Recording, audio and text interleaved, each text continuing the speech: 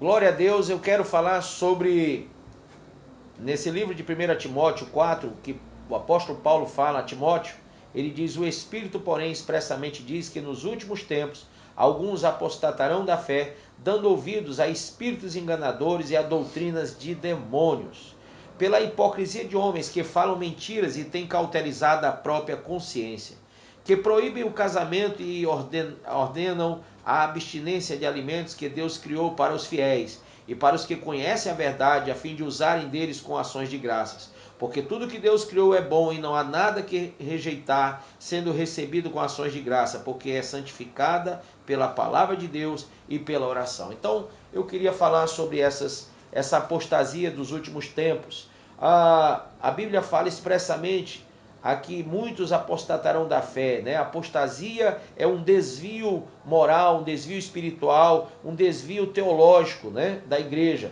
E darão ouvidos a espíritos enganadores, a pessoas que vão enganar com doutrinas de demônios.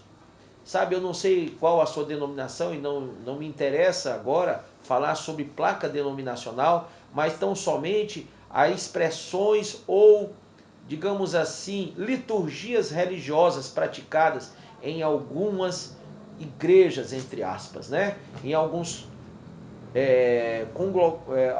agrupamentos religiosos, vamos falar assim. Eu até temo falar o nome igreja, porque igreja, a eclésia, ela é o corpo de Cristo.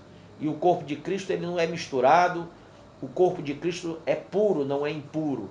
Ele é formatado pela vontade de Deus, alicerçado e organizado pelo Espírito Santo, conforme a palavra da verdade. Porém, a Bíblia fala que muitos darão ouvidos à doutrina de demônios, a espíritos enganadores, né? E essas doutrinas de demônios estão sendo aí disseminadas há muitos anos, há séculos, né? Todas as filosofias, visões sociológicas, socioeconômicas, né? Nós vemos que vários e vários pensamentos de ateus foi difundido dentro da igreja, alguns pensamentos proselitistas, religiosos, foram aglutinados às liturgias da igreja do século XX e, por conseguinte, agora do século XXI. E assim nós vemos práticas religiosas que são abomináveis aos olhos de Deus, né? E eu gostaria que você olhasse bem para ver se na sua igreja há uma concordância com a palavra de Deus. Quando coisas que são praticadas em centro de umbanda, em terreiro de macumba, expressões, nomenclaturas, deuses, né? Tudo isso, roupas, danças que são praticadas em centros de umbanda, em candomblé, né? Estão sendo vestimentas para crentes, para cristãos que estão aí praticando esse tipo de dança, né? Você vai ver também descarregos feitos dentro de igrejas, e uma série de amuletos que se utiliza em nome de uma fé, porém uma fé insólida, uma fé descompromissada com a Bíblia Sagrada.